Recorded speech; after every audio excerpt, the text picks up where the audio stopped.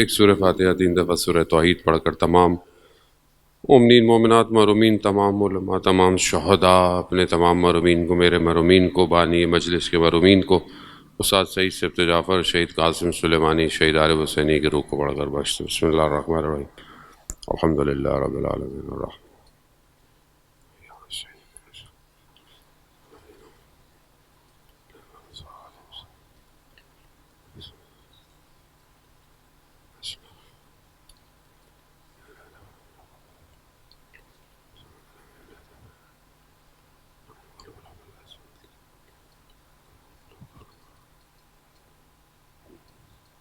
امام زمانہ کی سلامتی کے لیے ایک دفعہ صلوات پیش۔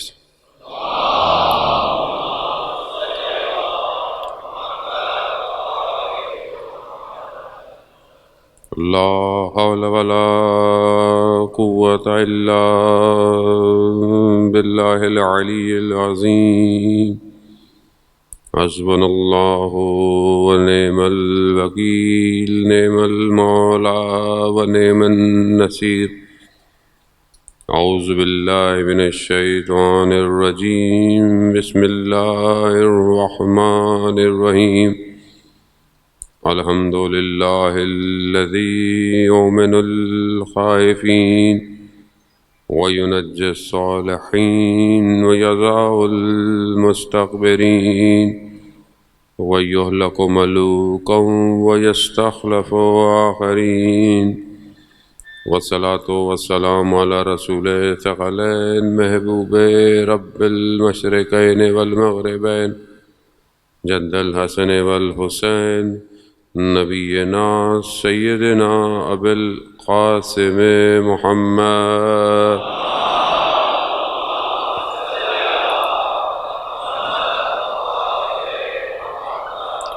وعلى آلہ الطیبین الطاہرین المعصومین، لا سیما بقیت اللہ فی الارضین، روحی وارواحنا لتراب مقدم الفدا، ولعنۃ اللہ علی اعدائہم اجمعین۔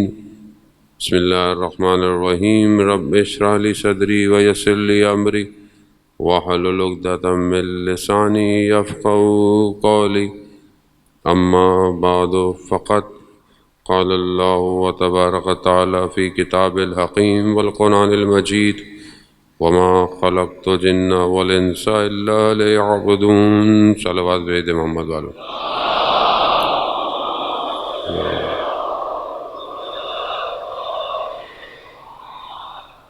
عزاداران شہید الشہداء، ماہ محرم کی مجالس میں سے ایک اور مجلس کی توفیق پروردگار نے آپ کے درمیان میں دی ہے۔ ماہ محرم کی ان مجالس کا مقصد معرفت امام ہے، کیونکہ جس نے امام کو پہچانا تھا کربلا میں، وہی امام تک پہنچا ہے، اور جو امام تک پہنچا وہی کامیاب ہوا۔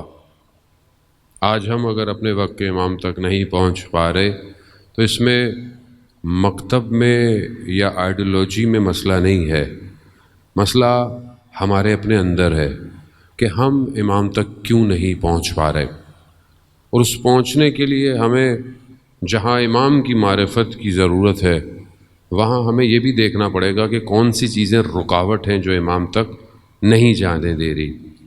یعنی دونوں چیزوں کو دیکھنا بہت ضروری ہے کہ کون ہے جو آپ کو کھینچتا ہے۔ انسان اپنی زندگی میں نیت رکھتا ہے، ارادہ کرتا ہے کام کرنے کی، لیکن پھر بھی اپنی زندگی میں دیکھتا ہے کہ وہ بہت سارے کاموں کو انجام نہیں دے پاتا۔ مثال کے طور پر ایک اسٹوڈنٹ ہے اور وہ اس کی نیت یہی ہوتی ہے کہ وہ اچھا پڑھے، محنت کرے اور پھر کامیاب ہو ظاہری طور پر، لیکن وہ دیکھتا ہے کہ وہ پڑھ نہیں پاتا، وہ اپنی کتابوں کو، اپنے پرابلمس کو سولو کر نہیں پاتا۔ وجہ کیا ہوتی ہے؟ وجہ ہوتی ہے کہ اس کا ارادہ جو ہے وہ محکم نہیں ہے، یا اگر اس نے ارادہ کیا ہے تو اس ارادے کو کمپائل کرنے کے لیے، اس کو زندگی میں پریکٹیکل کرنے کے لیے اس نے پلاننگ نہیں کی، صرف ارادہ ہی ہے۔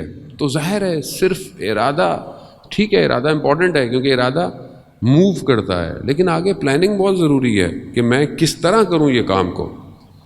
اسی لیے اپنی زندگی کے اندر انسان کو عہد کرنا پڑتا ہے، وعدہ وفا کرنے کے لیے عہد کرنا پڑتا ہے۔ جب آپ عہد کریں گے تبھی پھر کوئی چیز آپ کو موو کرے گی کہ آپ اس عہد کی وفا کریں۔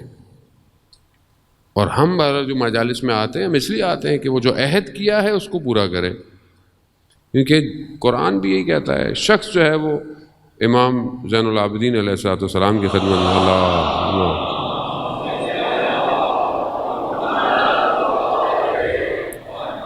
امام کی خدمت میں آیا، امام سے کہا کہ مولا مجھے دین کا خلاصہ بتا دیں، یہ جو دین ہے اس کا ایک خلاصہ بتا دیں کہ کون سی چیز ہے، ایسا خلاصہ بتا دیں کہ میں اس پہ عمل کروں۔ تو امام نے اسے 3 چیزیں تعلیم فرمائی۔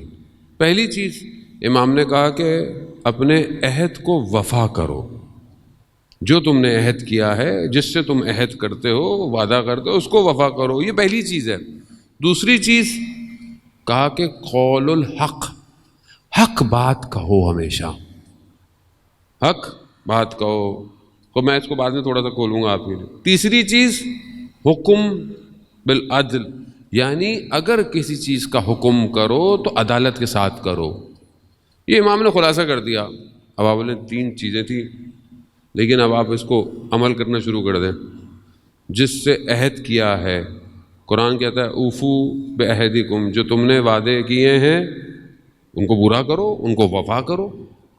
پروردگار نے باقی نبیوں کی جو قومیں تھیں ان سے عہد لیے تھے، کس کس نے ان عہدوں کو نبھایا؟ تو ہمارے استاد ڈاکٹر رفیع کے بہرحال آج کل وہ کووڈ کی وجہ سے مریض ہے، خدا ان کو شفائے کاملہ عطا فرمائے، وہ اپنے بیان میں فرماتے ہیں کہ عہد جو ہے وہ 4 قسم کا ہے جو ہماری زندگی میں ہوتا ہے اور ہونا چاہیے۔ پہلا عہد خدا کے ساتھ ہے، انسان خدا کے ساتھ جو عہد کرتا ہے اسے پورا۔ اب خدا کے ساتھ کیا ہے؟ وہ خدا میں تیرا بندہ ہوں، تو بندہ کیا کرے گا؟ بندگی کرے گا، عبادت کرے گا۔ خدا میں یہ نہیں کروں گا، خدا میں ہم کرتے بھی تو ہیں خدا سے عہد، غلطی ہو جائے تو ہم لوگ کیا کرتے ہیں؟ معافیاں مانگتے ہیں، پھر وعدہ کرتے ہیں، مگر وہ وعدہ ہی کیا جو وفا ہو، ہمارے وعدے ویسے بھی وفا نہیں ہوتے۔ تو ہم اس عہد کو نبھائیں، جبکہ قرآن اس چیز پہ بہت زیادہ فوکس ہے کہ جو تم نے خدا کے ساتھ عہد و پیما باندھا ہے اسے پورا کرو۔ عہد سے بڑھ کر ایک اور لیول ہے جسے قرآن میثاق کہہ رہا ہے کہ وَإِذَا أَخَذْنَا مِيثَاقَ، کہ ہم نے میثاق لیا، کس سے؟ بنی اسرائیل سے لیا، بہت سی جگہوں پہ لیا ان سے قوموں میں۔ اگر آپ قرآن پڑھیں کہ انشاءاللہ کہ ہم قرآن پڑھیں اور اس کے ترجمے کو بھی پڑھیں اور اس کے ساتھ ساتھ ہم تفسیر کو بھی پڑھیں۔ کب پڑھیں گے مجھے آپ بتائیں، کب پڑھیں گے؟ بوڑھے ہو جائیں گے تب پڑھیں گے؟ بوڑھاپے میں پڑھیں گے؟ کب پڑھیں گے؟ میں اپنے آپ سے بھی کہہ رہا ہوں۔ اچھا میں تو کیونکہ مولانا ہوں، مجلس پڑھنی ہے، مجبوری ہے، نہیں پڑھوں گا تو بیان کیا کروں گا، مجھے تو پڑھنی پڑتی ہے۔ یعنی سمجھ لیں میں تو اللہ نے مجھے ایسی جگہ بٹھا دیا ہے بھائی چارہ نہیں ہے پڑھنے کے علاوہ، اب کیا کریں؟ شروع میں بھی جب میں حوضے میں گیا تو کسی نے مجھ سے پوچھا کہ آپ یہاں کیا کرنے آئے؟ میں نے کہا وہاں ٹائم نہیں ملتا تھا کتابیں پڑھنے کا، حوضے میں آ گئے، شاید 4 کتابیں پڑھی لیں گے آدمی، پڑھنے ہی آئے۔ تو ہم تو چلیں اسی مجبوری میں اللہ نے بہرحال کر دیا، لیکن آپ ہم اپنی زندگی میں دیکھیں کہ ہم کب پڑھیں گے قرآن، اور پھر اس کو ظاہر عربی ہماری بہت اچھی نہیں ہے سب کی، تو اس کا ترجمہ اور پھر اس کی تفسیر کب پڑھیں گے؟ مگر قرآن نور نہیں ہے، مگر قرآن کلام الہی نہیں ہے، مگر قرآن جاوداں معجزہ نہیں ہے، مگر خدا نے نہیں کہا کہ میں تمہارے درمیان میں 2 چیزیں چھوڑے جا رہا ہوں، قرآن اور اہل بیت۔ جس نے ان دونوں کو تھاما وہ پہنچ جائے گا۔ رسول خدا کا فرمان ہے، حدیث ثقلین مشہور ہے، حدیث ثقلین کہ 2 چیزیں دو رہا ہوں، ان دونوں کو تھامو تو مجھے حوض کوثر پہ ملنا۔ یعنی اگر حوض کوثر تک جانا چاہتے ہیں تو کیا کریں؟ قرآن اور اہل بیت دونوں۔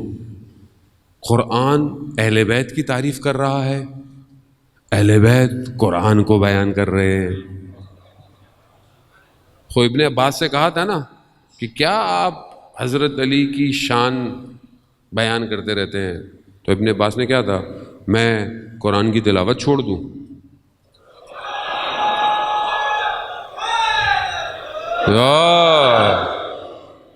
بھائی قرآن یہی تو ہے، مطلب اور کیا کریں گے آپ؟ اب بعض لوگ کہتے ہیں ہمارے لیے قرآن کافی ہے، تو قرآن جس کو سمجھ میں آئے گا اسے پتہ چل جائے گا کہ اہل بیت کیا ہے عزیزان محترم۔ اصل مفسر یہی ہے، اصل یہی بتا سکتے ہیں کہ کون سی آیت کس لیے نازل ہوئی ہے۔ وقت بہرحال ہمیشہ کی طرح محدود ہی ہے، تو اب ظاہر ہے کوشش تو پوری ہوتی ہے کہ ہم آپ کی خدمت میں بیان کریں۔ پروردگار قرآن میں جب واقعات کو بیان کر رہا ہے قوموں کے، تو اس کے پیچھے عبرت ہے، اس لیے نہیں کہ آپ پڑھیں اور گزر جائیں۔ بنی اسرائیل سے پروردگار نے میثاق لیا، بہت سارے میثاق ہیں، ایک وہ بھی ہے کہ ان سے کہا کہ فلانے دن تم نے مچھلی کا شکار نہیں کرنا، لیکن مچھلیاں آتی اسی دن تھیں۔ اب اللہ نے کہا میثاق لیا نبھاؤ، لیکن نہیں کر پاتے تھے، نہیں کر پائے۔ اسی طرح یہ سلسلہ چلتا ہے۔ خدا عہد کو جو خدا سے کیا گیا ہے، خدا خود مدد کرتا ہے اگر آپ اس کی طرف بڑھیں۔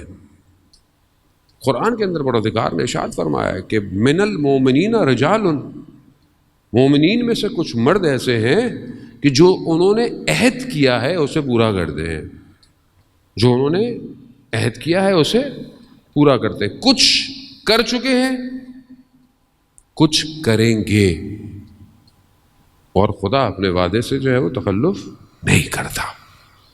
خدا نے بھی وعدہ کیا ہوا ہے، آپ دیکھیں خدا نے قرآن میں کہ یہ کہ اگر تم یہ کرو تو میں تمہارے ساتھ یہ کروں گا، اگر تم کم پہ صبر کر جاؤ تو میں بھی تمہارے کم عمل کو قبول کر لوں گا۔ تم اگر کم پہ اکتفا کر جاؤ جو تمہیں خدا نے دیا ہے، تو میں بھی تمہارے کم عمل پر تمہیں اجر دے دوں گا۔ عزیزان محترم، خوب یہ ایک عہد خدا کے ساتھ۔ دوسرا عہد پیغمبر اور ائمہ علیہ الصلوۃ والسلام، یعنی نبی کے ساتھ اور ائمہ کے ساتھ ہے۔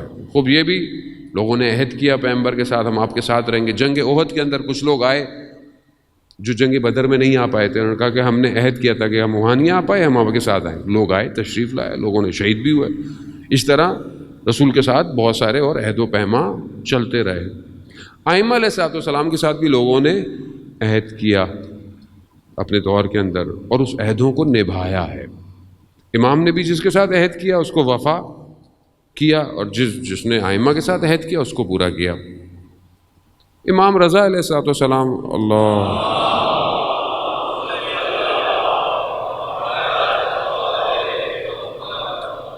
امام جب مدینہ سے خراسان کی طرف جا رہے تھے تو راستے میں نشاپور اترے، اور نشاپور میں امام نے جو ہے وہ کسی سے کہا کہ کوئی ہے جو محاسن کو درست کر سکے، تو ایک شخص تھا، وہ آیا تو امام نے پہلے اس سے پوچھا کہ تمہاری اجرت کتنی ہوگی، یعنی کیونکہ آپ کو پتہ ہے اسلام کے قانون کے مطابق، شریعت مطابق آپ کسی سے کوئی معاملہ طے کریں تو پہلے اس سے اس کے اجرت، اس کے پیسے پوچھ لیں۔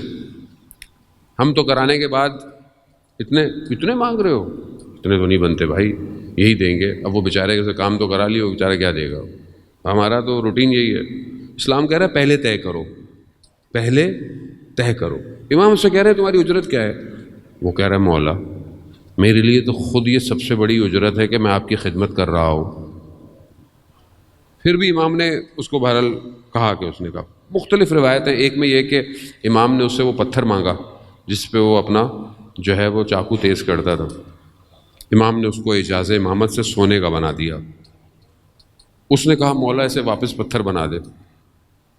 کہا مجھے کچھ اور چاہیے۔ کہا کیا؟ کہا جب میرا آخری وقت ہو نا مولا تب تشریف لے آئیے گا۔ جو معرفت ہو، یہ معرفت ہے۔ کہ بعض اوقات لوگ اٹھاتے ہیں نا کہ کچھ مل جائے، یہ مل جائے، وہ مل جائے، وہ اس کو مانگ لو جس کی پوری کائنات ہے، سب کچھ ویسے ہی تمہارا ہو جائے گا۔ تو یہ کربلا سمجھاتی ہے کہ کہا جنت بھی تمہاری، یہ بھی تمہارا، وہ بھی تمہارا، سب کچھ تمہارا۔ کہا نہیں، ہم آپ کو چھوڑ کے نہیں جا سکتے۔ کیوں؟ کیونکہ یہی سب کچھ ہے۔ وقت گزر گیا. امام ایک دن ایک جگہ بیٹھے ہوئے تھے. امام نے تھوڑی دیر کے لیے مرخصی اٹھے وہاں سے, کہا کہ گئے, واپس آئے. کہا مولا کہاں گئے تھے؟ کہا جو اس سے عہد کیا تھا, اس کا آخری وقت آ گیا تھا, اسے نبھانے گیا تھا.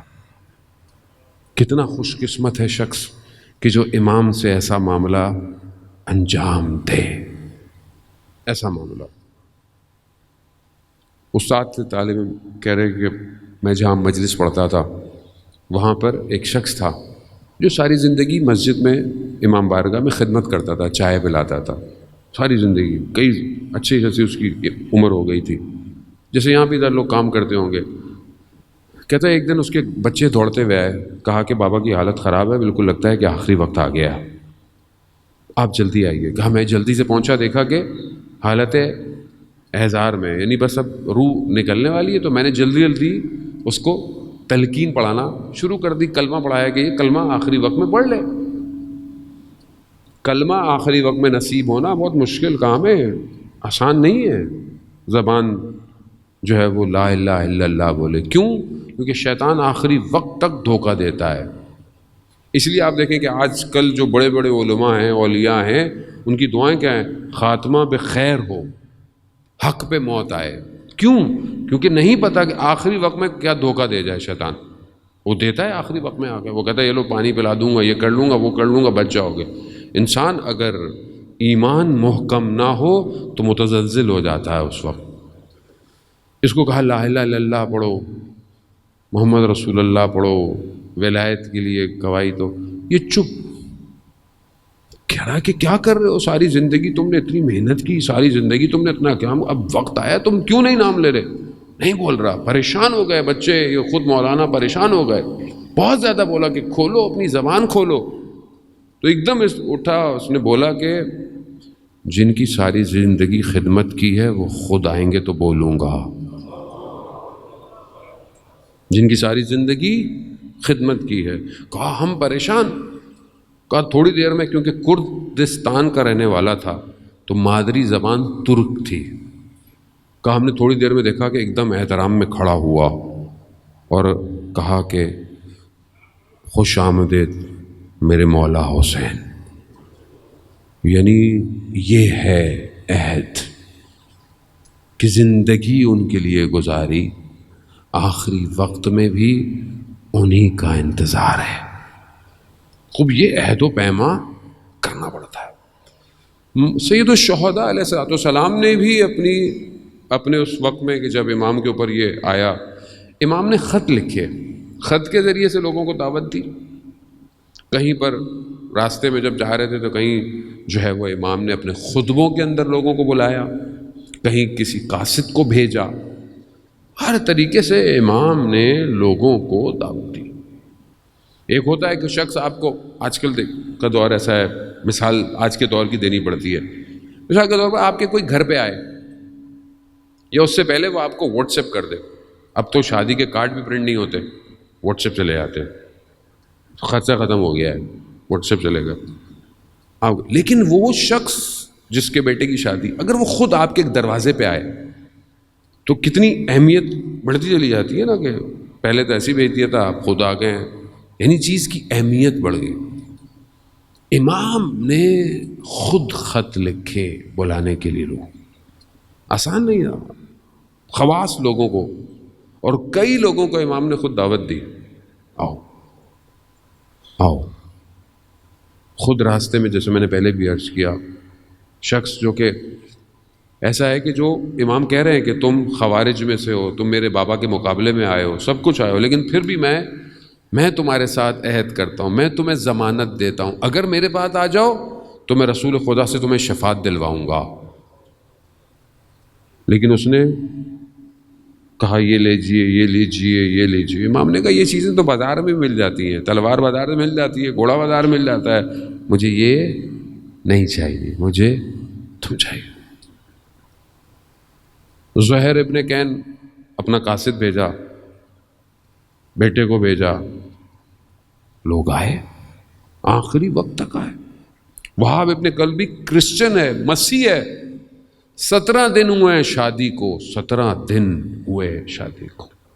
امام نے بھی ایسے ہیروں کو جمع کیا قیامت تک، تاکہ کوئی یہ نہ کہہ سکے کہ میں کیسے جاؤں، میری مثال کیسے. 17 دن ہوئے شادی کو، مسیح ہے، کرسچن ہے، لیکن جب ملا مسلمان ہو گیا، شہید ہو گیا امام کے لیے.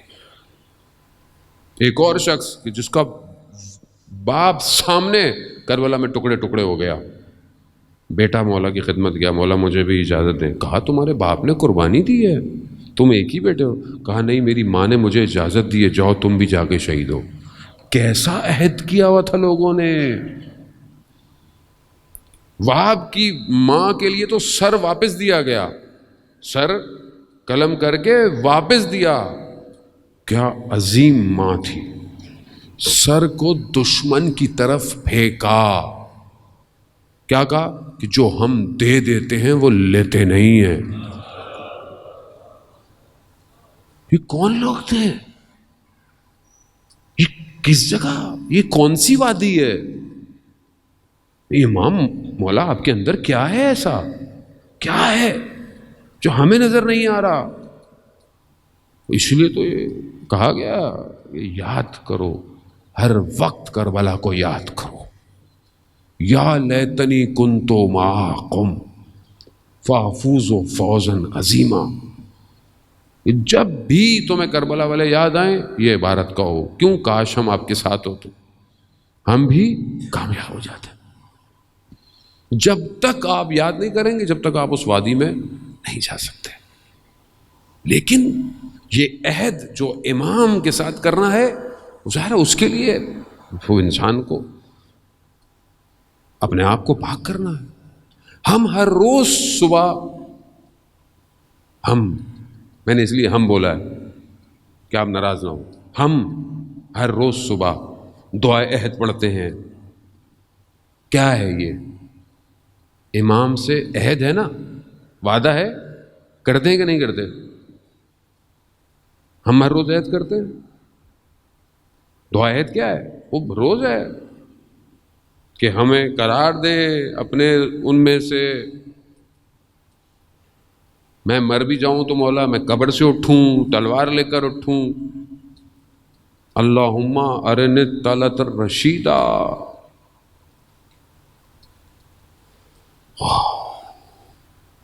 کیا یہ عہد ہے ہماری زندگیوں میں روز؟ پھر کیسے پہنچیں گے ہم کربلا، جب آج ہمارے پاس فجر کی نماز کے بعد 5 منٹ نہیں ہے اس عہد کو کرنے کے لیے؟ کیسے پہنچیں گے امام کے پاس؟ کیسے جائیں گے کربلا؟ عہد ہے، یہ ضروری کرنا ہے، یہ خدا کے ساتھ، پیغمبر کے ساتھ، ائمہ کے ساتھ. پھر آپ لوگوں کے ساتھ جو ہم عہد کرتے ہیں، وعدے کرتے ہیں، بات کرتے ہیں، یہ بہت مہم ہے. ہم وعدہ کرتے ہیں، اس کو نبھاتے ہیں. امام کیا کہہ رہے ہیں؟ دین کا خلاصہ، جو عہد کرو اسے پورا کرو. کیا ہم اپنی زبان میں سچے ہیں؟ کیا ہم امانت دار ہیں؟ نہیں. کیا ہم ایسے ہیں کہ یہ صفات ہمارے اندر پائے؟ کیا ہم حق کہتے ہیں؟ امام کہتے ہیں نا قول الحق، حق بات کہو. کیا ہم حق کہتے ہیں؟ نہیں، ہمیں تو ڈر لگتا ہے. حق کہیں گے تو لوگ ناراض ہو جائیں گے، محلے والے ناراض ہو جائیں گے، انجمن ناراض ہو جائے گی، ٹرسٹ ناراض ہو جائے گی، پبلک ناراض ہو جائے گی. سب سے زیادہ مولانا کو ٹینشن ہوتی ہے، زیادہ حق بولے گا تو اگلی دفعہ مجلس میں نہیں بلائیں گے. اب آدمی بھی گھبراتا ہے، بولے کیا کریں. لیکن کیا ہم لوگوں سے گھبرا رہے ہیں یا اللہ سے؟ جب خدا سے عہد کر لیا تو پھر حق تو کہنا پڑے گا. اب اس حق کو کہنے کی قیمت کچھ بھی ہو دینی پڑے گی آپ کو، اور لوگوں نے دی ہے. حق کی قیمت دی ہے، دینی پڑے گی. زبان کٹے گی، کٹے گی. حضرت میثم تمار کہ جب آخری وقت میں مولا کی خدمت میں پہنچے تو مولا نے کیا کہا؟ میثم وقت آئے گا، نیزے گھوپے جائیں گے، زبان کاٹ دی جائے گی. حضرت میثم نے یہ نہیں پوچھا کب، کیسے، کیوں، کیا، صرف ایک بات، مولا میں حق پہ ہوں گا. کہاں میثم حق پہ ہو؟ کہاں؟ اسی درخت کو جس میں لٹکانا تھا پانی دیتے رہے. کون حق ہے؟ کٹتی ہے کٹے. کتنی خوش قسمت زبان ہے جو علی کے ذکر کی وجہ سے کٹ رہی ہے. کتنی خوش قسمت زبان ہے. خوف نکل جاتا ہے جب امام کی وادی میں انسان آتا ہے. خوف ختم کرنا ہے عزیزان محترم. قرآن اسی طرف تو ہمیں اشارہ کر رہا ہے. ان الاولیاء لا خوف علیہم ولا هم یحزنون. اللہ کے ولیوں کو کوئی خوف نہیں ہوتا, کوئی حزن نہیں ہوتا. خوف کا تعلق آئندہ سے ہے, فیوچر سے. حزن گزشتہ, غم یہ ہو گیا, یہ نقصان ہو گیا, یہ رہ گیا, یہ غمگین نہیں ہوتے. کیوں؟ انہیں پتہ ہے کہ یہ جا کہاں رہے ہیں, انہیں پتہ ہے کہ کرنا کیا ہے, انہیں پتہ ہے کہ یہ دنیا تو سمٹ جائے گی ایک لمحے کے اندر, لیکن جو اپنے عہد و پیما کو نبھا گیا وہی روشن رہے گا. آپ کے سامنے کربلا والوں کی مثال ہے. آپ ہر نماز کے بعد انہیں سلام کرتے, کیسا عہد کیا انہوں نے اپنے مولا کے ساتھ. بس ایسے ہی جوان کی ضرورت ہے, ایسا ہی شخص چاہیے. مقدر سردبیلی جو بہرحال اپنے بہت بڑے عالم دین شخص جو بیان کرتا ہے کہ میں رات کو دیکھا کہ میں نے مقدر سردبیلی اچانک سے جا رہے ہیں مولا کے حرم کی طرف نجف میں.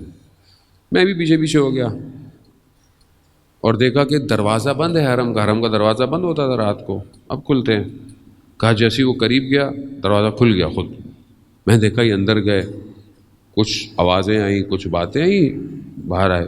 پھر میں نے دیکھا کہ یہ گئے مسجد کوفہ کے. واقعہ طولانی ہے, میں پہلے پڑھ چکا ہوں کئی دفعہ, میں اس کا کچھ اور حصہ آپ کی خدمت میں آج بیان کرنا ہے.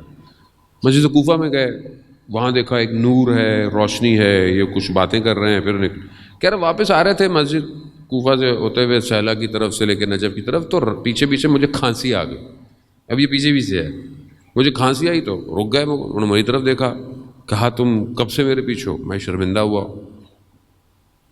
کہا کہ میں آپ کو دیکھا, دروازہ کھل گیا, پتہ نہیں کس سے باتیں کی. مقدر سردبیلی نے کہا جب تک میں زندہ ہوں یہ بات نہیں بتانا کسی. کہا کہ جب بھی مجھے کوئی علمی مسئلہ پیش آتا ہے تو میں مولا کی خدمت میں جاتا ہوں اور جواب لے کے آتا ہوں, لیکن آج جب میں مولا کی خدمت میں گیا تو مجھے مولا نے کہا کہ ہمارا آخری فرزند کوفہ میں ہے. تو آج میں پھر آخری امام کی خدمت میں پہنچا اور مسئلے کا جواب لے کر جا رہا تھا.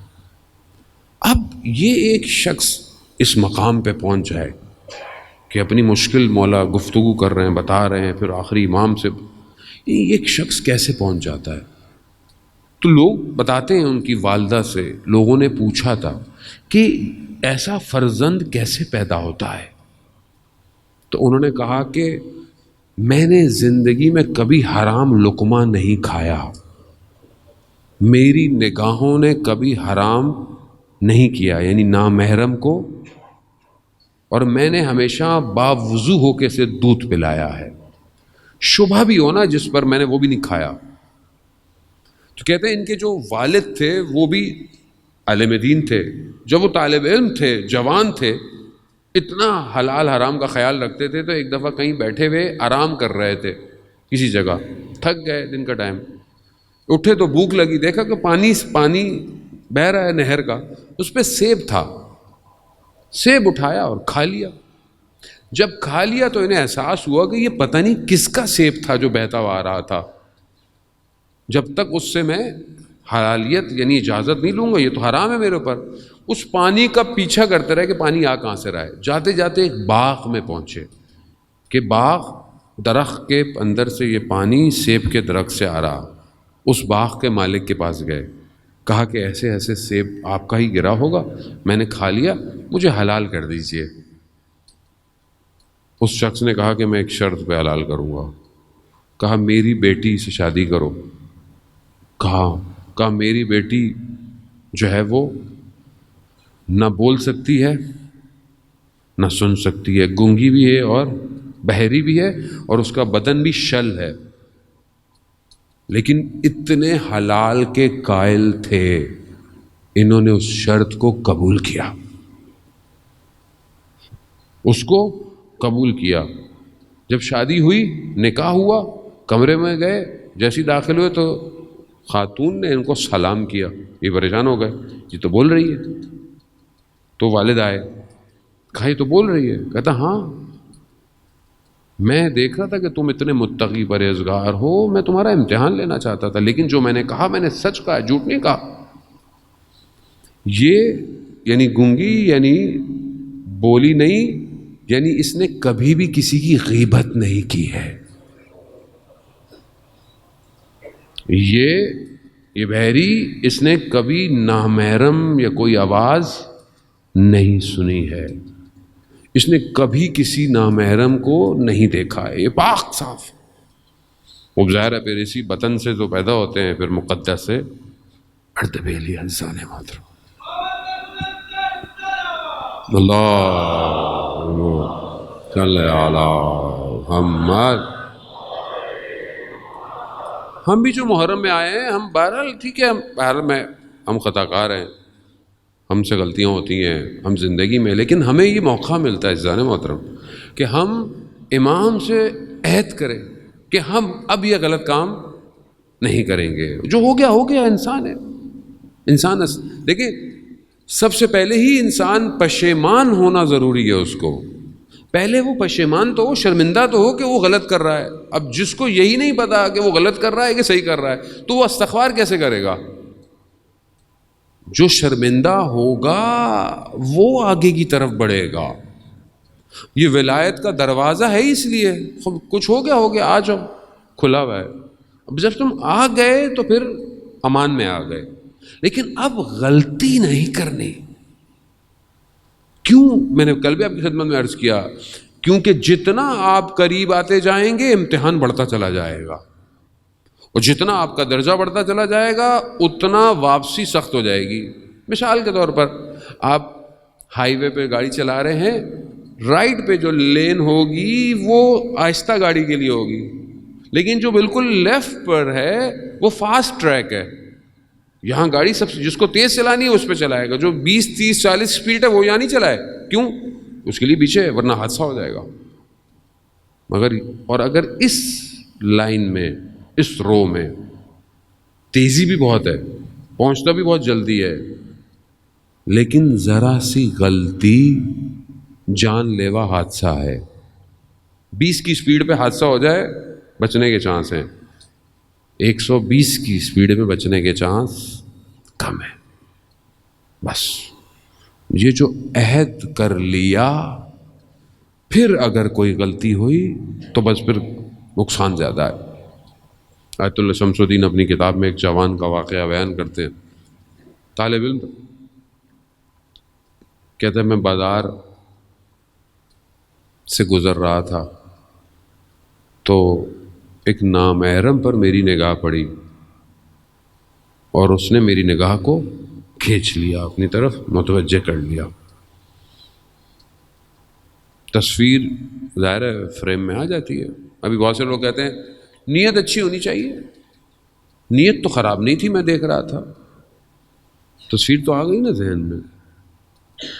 تو آپ رکیے گا، آج اس تصویر کو میں آپ کی صحیح کروں گا انشاءاللہ۔ تصویر تو آ گئی۔ اب وہ کہتا ہے کہ میرا ذہن اسی میں جذب ہو گیا۔ میں اپنے استاد کی خدمت میں گیا۔ استاد کون ہے؟ استاد وہ ہے کہ جو باطن کو دیکھ لیتا ہے۔ لوگ اپنے باطن کو دکھانے آتے تھے کہ میرے اندر گڑبڑ کیا ہے۔ کہتا میں جیسے استاد کے پاس گیا، میں نے استاد سے کہا کہ میری طرف میرا کیا حال ہے؟ کہا کہ میں تمہیں دیکھ نہیں سکتا، تمہارے ساتھ وہ خاتون موجود ہے۔ یعنی ایک نگاہ 40 سال کی عبادت کو ضائع کر دیتی ہے، ایک نگاہ۔ ہاں فرق نہیں پڑتا کیا ہے، یوٹیوب، فیس بک، نیٹ فلکس، نیت اچھی ہونی چاہیے۔ یہاں نماز پڑھی عبادت کی، یہاں نگاہ پڑھی، نور چلا گیا، نور چلا گیا، ظلمت آ گئی۔ اور بعض اوقات ایسی ظلمت آتی ہے کہ عبادت کو بھی کھا جاتی ہے۔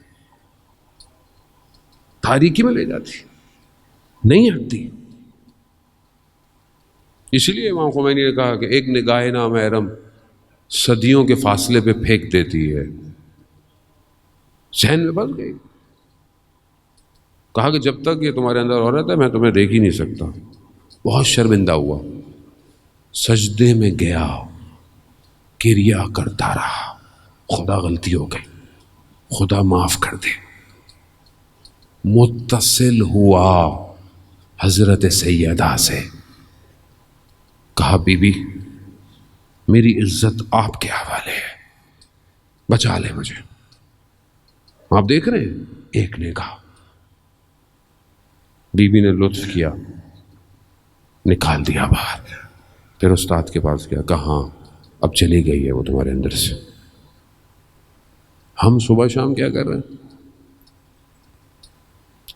تو سسٹم ایسا ہی ہے نا، آپ اچھا کام بھی کریں گے آپ کو آئے گا۔ کیسے اپنے آپ کو بچائیں عزیزان محترم؟ مجلس سنتے ہیں، گریا کرتے ہیں، نور آتا ہے، نورانی ہو جاتا ہوں، پھر خدا نخواستہ کوئی غلطی ہو جاتی ہے، گیا، پھر گیا۔ پھر بھی خدا لطیف ہے، کریم ہے، رحمان ہے، رحیم ہے، موقع دیتا ہے، آؤ، پھر جاؤ، پھر آؤ، پھر جاؤ، پھر آؤ، پھر جاؤ۔ لیکن یہ نہ ہو کسی آنے جانے کے راستے میں اگر روح نکل گئی نا، پھر نہیں پتا، کسی کو نہیں پتا اگر روح کب نکل جائے، وہی حالت برزخ میں ہوگی۔ یا تو کوئی اب ہر کسی کے پاس تو ایسا استاد بھی نہیں ہے کہ وہ دیکھے، نفوس کے اندر داخل ہو جائے، نفسوں میں داخل ہو جائے۔ آیت اللہ قاضی طباطبائی کہتے ہیں کہ جب میں نجف پہنچا، پہلی دفعہ نجف گیا، نجف میں میں استاد کو ڈھونڈ رہا تھا، ابھی نئے نئے آئے تھے، استاد کے لیے گریا باری امام کے۔ تو کہتا میں حرم کے قریب تھا تو میں نے دیکھا کہ ایک طالب علم کو لنگڑاتا ہوا جا رہا ہے۔ یعنی میں آپ کو بتایا نا کہ استاد کسے کہتے ہیں، کیسا ہوتا ہے استاد، لنگڑاتا ہوا جا رہا ہے۔ تو میں نے کہا یہ تو صحیح سالم دیکھا ہے اس کو میں نے کچھ دن پہلے حرم کے اندر، اس کو کیا ہو گیا ہے؟ تو جو وہاں بیچ رہا تھا نا سامان، حرم کے باہر جو بیچ رہے ہوتے ہیں، اس نے خطبہ حمام کی عبارت پڑھی بیچنے والے نے۔ یہ ہے نجف، نجف کی فضا میں سڑک پہ بیچنے والا بھی خطبہ حمام جانتا ہے کیا ہے۔ ہمیں نہیں پتا ہوگا خطبہ حمام کسے کہتے ہیں، وہ خطبہ المتقین کے نام سے مشہور ہے۔ وہ حمام اس شخص تھا کہ جو امام کے پاس آیا تھا، متقین کی صفات کیا ہوتی ہیں، جب مولا نے صفات بتائیں تو سنا اور مر گیا، وہیں ختم ہو گیا۔ تو اس بیچنے والے نے خطبہ حمام کی عبارت پڑھی، کہا کہ یہ وہاں سے آ رہا ہے جہاں حمام بنتے ہیں۔ کہا کیا مطلب؟ کہا یہ اس جگہ سے آ رہا ہے کہ جہاں درس ایسا ہے کہ ہڈیوں کو لرزا دیتا ہے، کچھ دیر تک یہ لنگڑاتے ہیں پھر صحیح ہو جاتے ہیں۔ کس کے در سے آ رہا ہے؟ کہا ملا حسین کلی ہمدانی کے در سے آ رہا۔ ملا حسین کلی ہمدانی کہ جس نے 300 ولیوں کو بنایا، طالب علم نہیں بنائے، شاگرد نہیں بنائے، ولی 300 ولی بنائے، جس میں جواد ملکی تبریزی، احمد کربلائی، شیخ محمد بہاری ہمدانی، ایسی شخصیتیں کہ میں آپ کو کیا بیان کروں۔ تو آیت اللہ قاضی پریشان ہو گئے۔ نفوذ کرتے ہیں انفاس میں، نفس میں پینیٹریٹ کر جاتے ہیں استاد، نکال لیتے ہیں باہر۔ کیونکہ ہم اس وادی میں کبھی آئے نہیں، ہمیں پتہ ہی نہیں کیا ہے، ہمیں پتہ ہی نہیں کیا ہے، کون سی وادی ہے یہ، کب ہم اس میں داخل ہوں گے عزیزان محترم۔ خب یہ ہے عہد و پیمان، جس نے عہد و پیمان کیا ہے وہ پہنچے گا۔ ایک عہد پیمان جو کہ شاید ہمارے لیے نہیں ہے، وہ امام کا اور خدا کا عہد ہے جو کہ انہوں نے آپس میں امام نے اپنے خدا سے عہد کیا، امام نے کربلا میں اس عہد کو نبھایا، جا کے عہد تھا میں دین کی خاطر کروں گا، یہ ہوگا یہ ہوگا یہ ہوگا، یہ مولا کائنات نے عہد کیا دین کی خاطر۔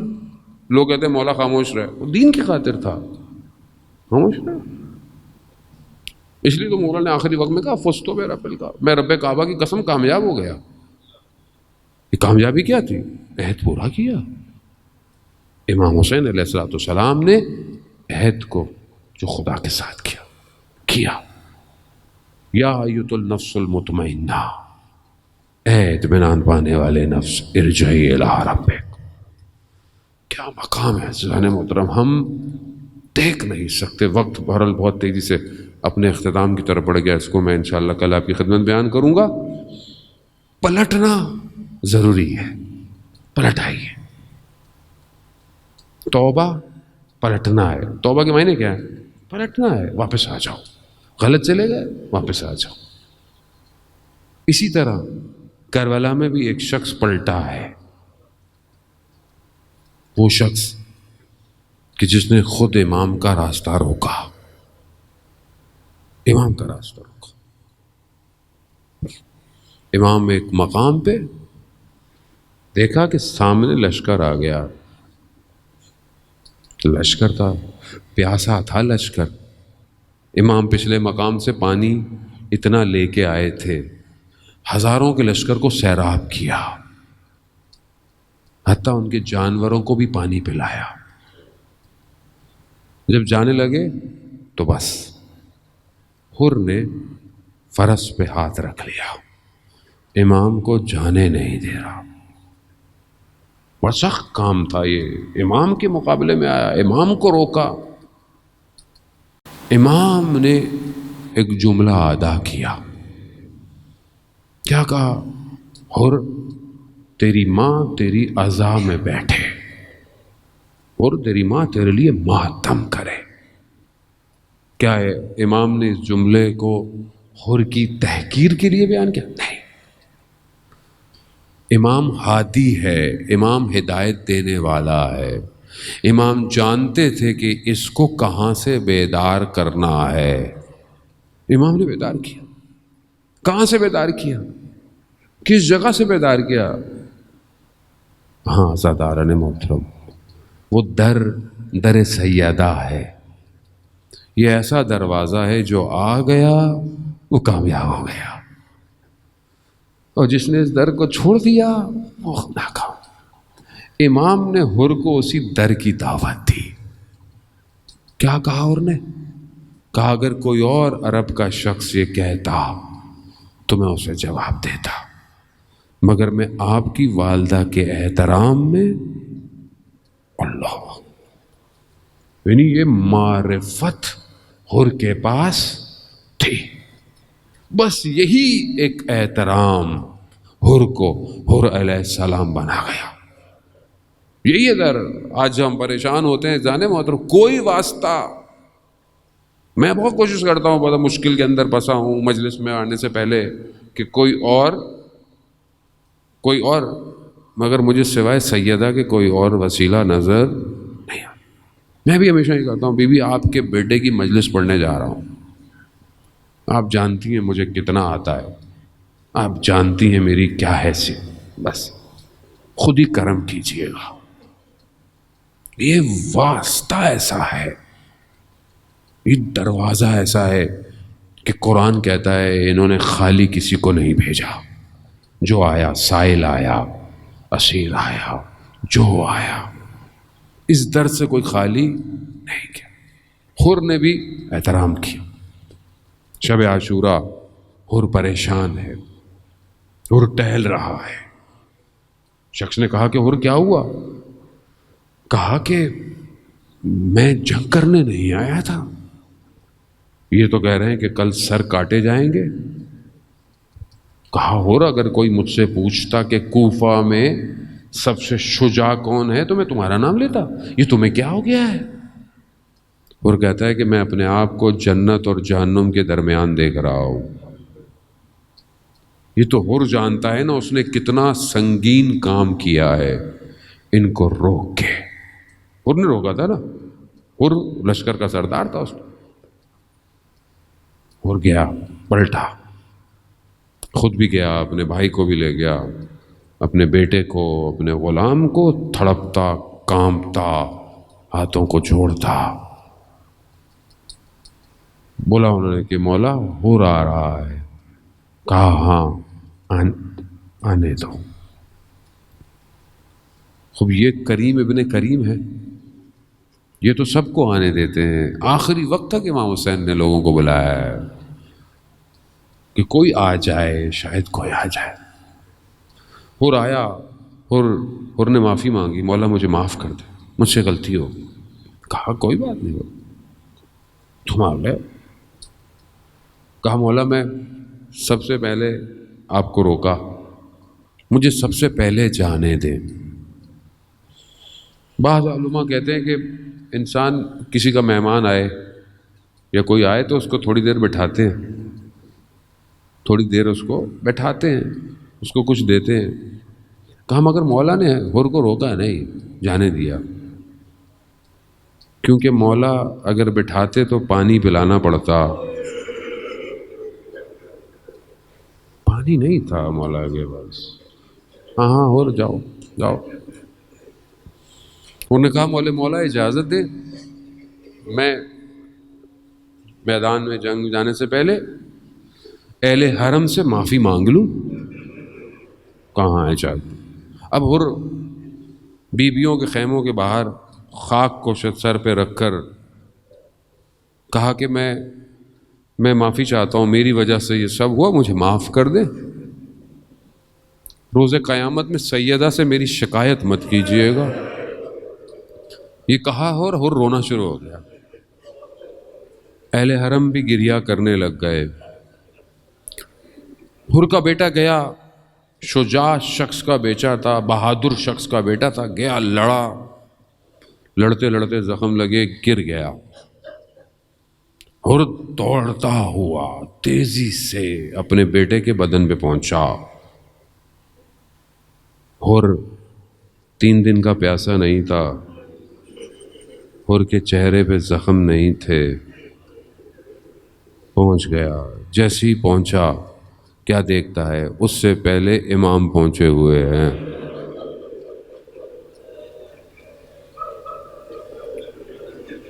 کہا مولا آپ کہاں؟ حر جوان بیٹے کے لاشے کو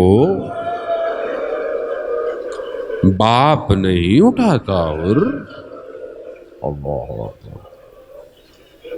خدا آپ کو اس کا اجر دے، خدا آپ کو اس کا اجر دے. بی بی آپ کی جھولیوں کو آباد رکھے. حر باپ کے لیے شریعت میں مکروہ ہے بیٹے کا جنازہ اٹھانا. حر تم ہوتے عصر عاشورہ تو تم دیکھتے چند دن کا بھوکا پیاسا زخموں سے چور، چند ماہ کے بچے کو اٹھائے، ایک قدم آگے بڑھتا ہے، ایک قدم پیچھے ہٹتا ہے. انا للہ و انا الیہ راجعون.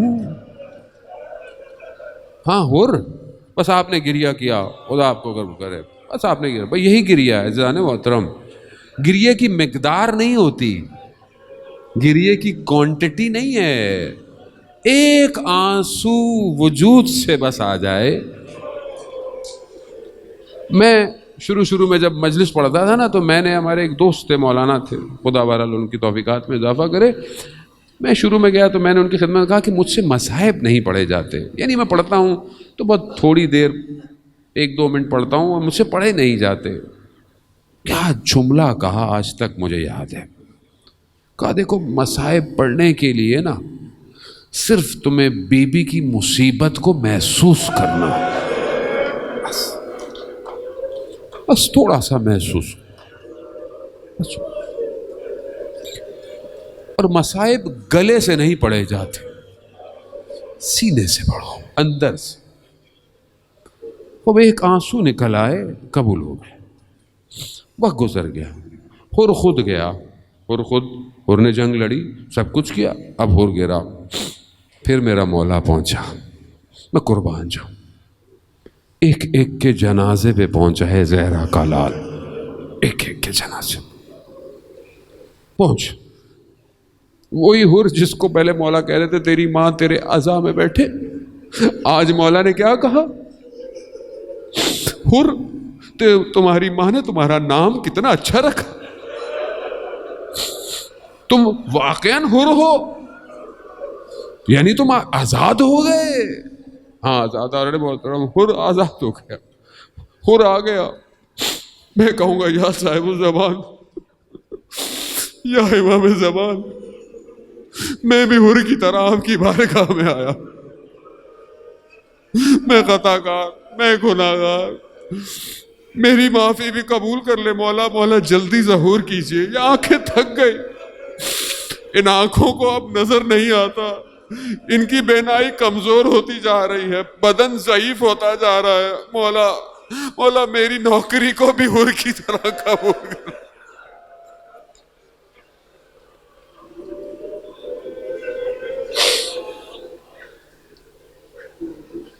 الا لعنۃ اللہ علی القوم الظالمین وسیعلم الذین ظلموا ای منقلب ینقلبون۔ پروردگار امام زمانہ کے ظہور میں تعجیل عطا فرما، ہمیں ان کے ناصروں، ان کے مددگاروں میں شمار فرما۔ پروردگار ہماری خطاؤں کو، گناہوں کو، تجھے پروردگار، تجھے واسطہ حضرت حر کا کہ جو آج تک عاشقان اہل بیت کے لیے ایک ایسا حرم ہے، ایک ایسا مقبرہ ہے، ایک ایسا مرقد ہے کہ جو دعاؤں کو مستجاب کرتا ہے۔ پروردگار تجھے واسطہ اس حر علیہ السلام کا ہماری خطاؤں کو معاف فرما۔ پروردگار حاضرین مجلس، سننے والے، بانیان مجلس، ہر شخص جو بھی کام کر رہا ہے ان کی جائز خواہشات کو پورا فرما۔ بہت سارے لوگ بیمار ہیں، کچھ لوگ کووڈ کی وجہ سے ICU میں ہیں، کچھ لوگ ویسے ہیں، کینسر کے پیشنٹ، ایک بچی کینسر کے پیشنٹ ہے، انہوں نے کہا ہے پروردگار تجھے واسطہ حضرت حر کا جو کاشف الکرب عن وجہ الحسین ہے، امام حسین کے چہرے سے حر نے غم کو دور کیا تھا تھوڑی دیر کے لیے، تجھے واسطہ پروردگار ان سب کو شفائے کاملہ عطا فرما۔ پروردگار مسلمان جہاں جہاں مجلس عزاداری کر رہے ہیں ان کی جان مال عزت آبرو کی حفاظت فرما۔ پروردگار ہمیں کوئی غم نہ دے سوائے غم حسین کے۔ جو بھی اس مجلس عزاداری میں اپنی خدمت دے رہا ہے، اسکاؤٹ والے، سیکیورٹی والے، پولیس والے، جو بھی رینجرز ہیں، انتظامیہ ہے، ٹرسٹ ہے، ساؤنڈ والے، ویڈیو والے، ہر شخص جو بھی اپنا کام کرتا ہے، پروردگار تجھے واسطہ اس کو اپنی بارگاہ سے اجر کثیر عطا فرما۔ پروردگار ہمیں ان ایام میں مقصد امام حسین کو سمجھنے کی توفیق عطا فرما۔ پروردگار ہمیں حج، عمرہ اور زیارات کی توفیق عطا فرما۔ اس وبا کو، اس بیماری کو انسانیت سے دور فرما۔ ہمارے محرومین کی مغفرت فرما، ان کو اہل بیت کے ساتھ محشور فرما۔ ہمارے گھروں کو قرآن کی تلاوت سے منور فرما۔ ہماری ماں بہنوں کے پردوں کی حفاظت فرما۔ ہمارے آنے والی نسل کو اور ہمیں بھی ہمارے وقت امام کا سپاہی بنا۔ علماء کرام، مراجع کرام کو طول عمر اور سلامتی عطا فرما۔ ہمارے وطن عزیز پاکستان کو عزت اور استحکام عطا فرما۔ ان کے حکمرانوں کو پروردگار عقل اور شعور عطا فرما۔ پروردگار جو دشمن ہیں اسلام کے، اگر وہ ہدایت کے قابل ہیں انہیں ہدایت فرما، اگر ہدایت کے قابل نہیں تو انہیں کیفر کردار تک پہنچا۔ جو قومیں اپنی آزادی کی جنگیں لڑ رہی ہیں پروردگار انہیں کامیابی عطا فرما۔ اللہم ارزقنا زیارت الحسین فی الدنیا و شفاعتہ فی الآخرہ۔ صلوات بھیج دیں۔